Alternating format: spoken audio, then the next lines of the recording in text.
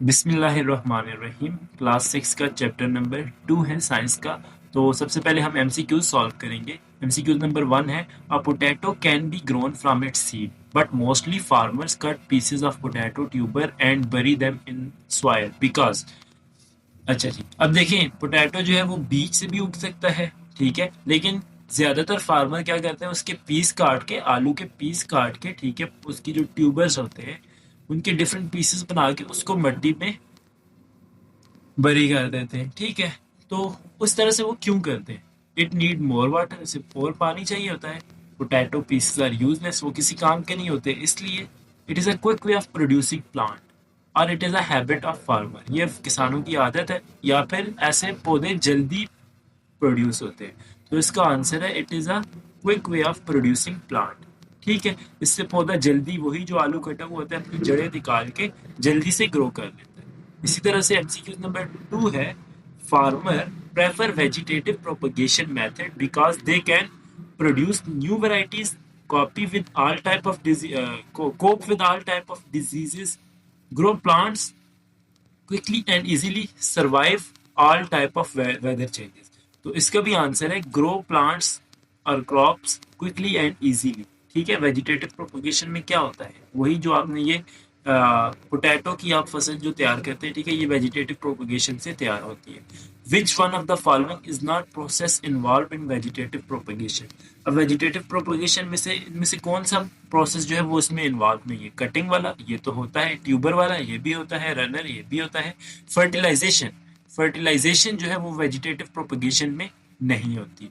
उसके बाद अगला है, sexual reproduction is a big advantage to group of organism because it provide a lot of variety in organisms, ठीक है। तो इसका आंसर होगा variety in organism. Sexual reproduction से जो ऑर्गेनिजम्स तैयार होते हैं उनमें वैरायटी बहुत ज्यादा होती है। अच्छा जी, उसके बाद पांचवा एमसीक्यूज है, an onion plant produce a new plant without formation of seed, this type of reproduction is called। अब जो ओनियन प्लांट दोबारा रिप्रोड्यूस होता है बगैर सीड के, उसे क्या बोलते हैं? वो वेजिटेटिव प्रोपगेशन होती है, ठीक है।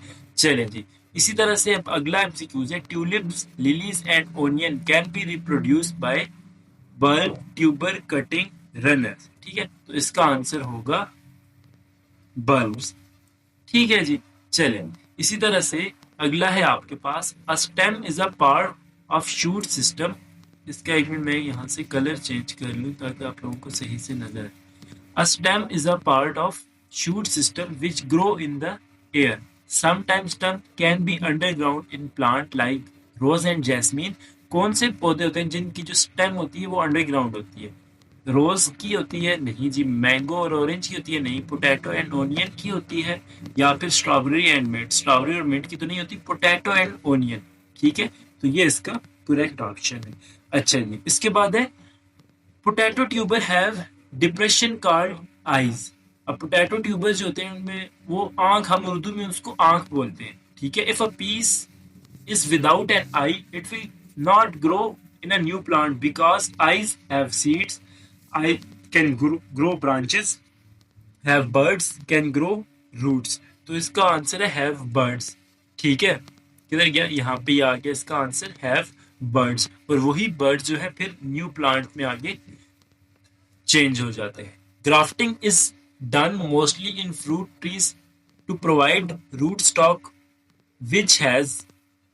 अब यहाँ पे ग्राफ्टिंग कौन से ट्रीज में होती है? फ्रूट ट्रीज में क्यों होती है? क्यों कौन से फ्रूट ट्रीज में होती है, ठीक है, जिनकी स्ट्रॉन्ग और रेजिस्टेंट रूट्स होती हैं, ठीक है, उन ट्रीज में ग्राफ्टिंग होती है, ठीक है। अब ग्राफ्टिंग होती क्या है?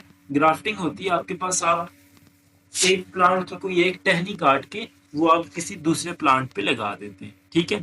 अच्छा, उसके बाद 10वां एमसीक्यूज है, in layering technique no harm is cause to parent plant because few branches are involved, some leaves are removed, some roots are used as root stock, some buds are added। तो इसका option है few branches are involved, ठीक है। तो ये इसका answer आ जाएगा। चलें जी, इसी तरह से अगला है बच्चों, मैच द कॉलम, ठीक है। अच्छा, अब सबसे पहले आपका है कॉलम ए और कॉलम बी। कॉलम ए में है बल्ब, ठीक है। अब बल्ब को आप किसके साथ मैच करोगे? बल्ब को आप मैच करो underground stem with thick fleshy leaves, ठीक है। ये दोनों आपने इनका एक ज्वाइन कर दिया यहाँ पे। उसके बाद आ गया रनर। रनर क्या है जी? Stems growing along the ground, ये आ जाएगा रनर के साथ। ठीक है, चले अब ये हो गया, इसकी लाइन स्ट्रेट कर देते हैं। हाँ, चले उसके बाद है ट्यूबर।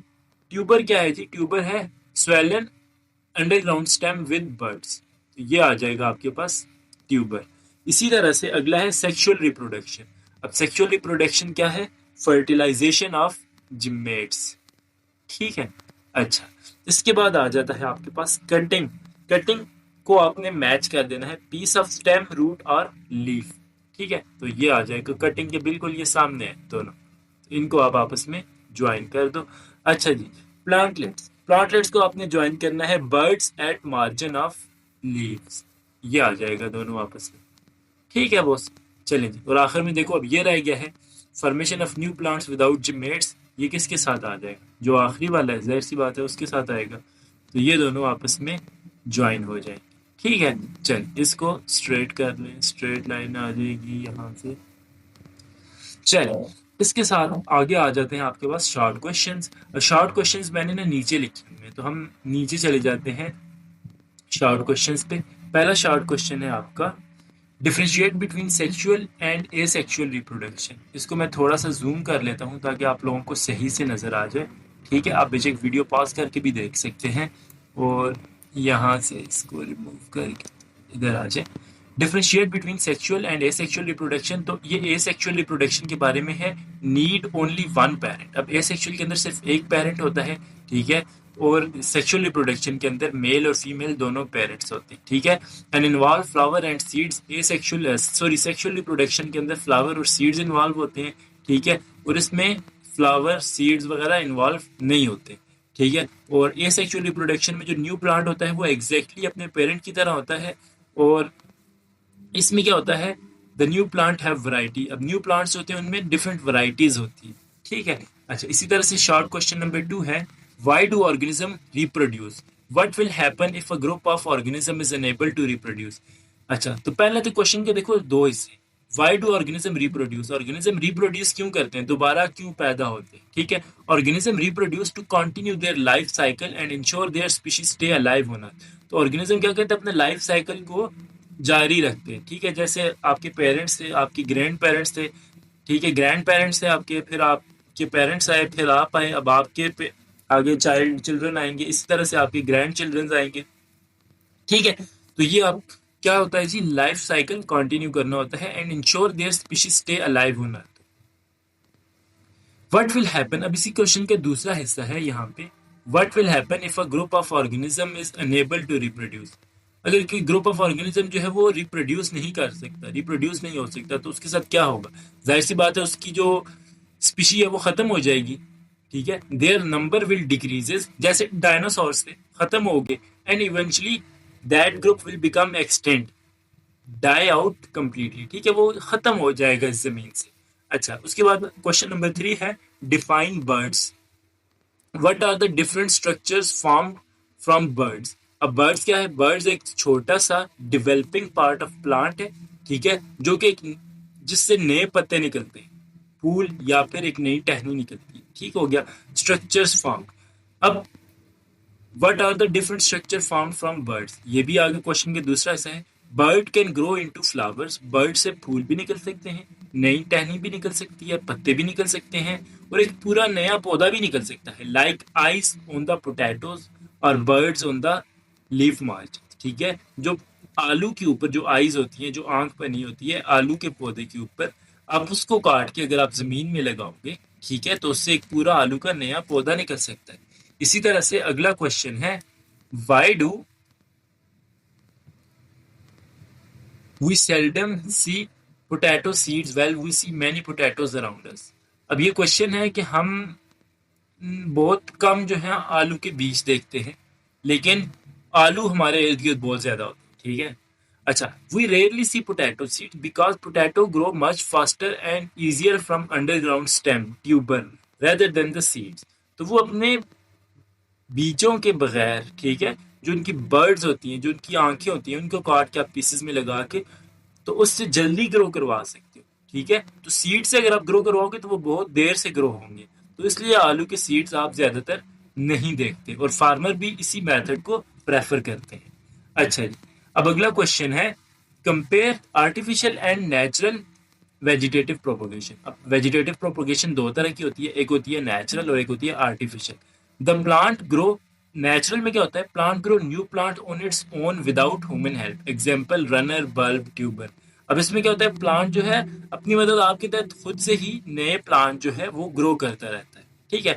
और आर्टिफिशियल प्रोपोगेशन में क्या होता है, human use special method to grow new plants from the parent plant, example cutting, grafting, layering.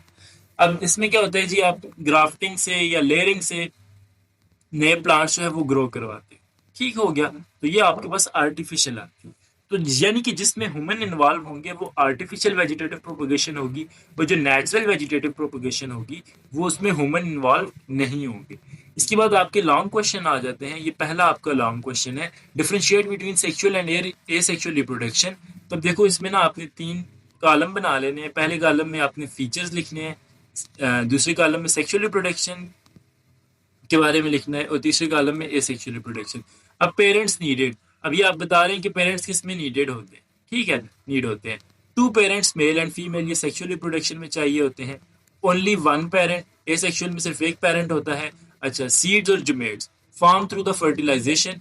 अब इसमें फर्टिलाइजेशन के थ्रू जो है आपके पास सीड्स वगैरह बनते हैं, और इसमें सीड्स इन्वॉल्व ही नहीं होते दूसरे में, ठीक है। Of spring look different from the parent.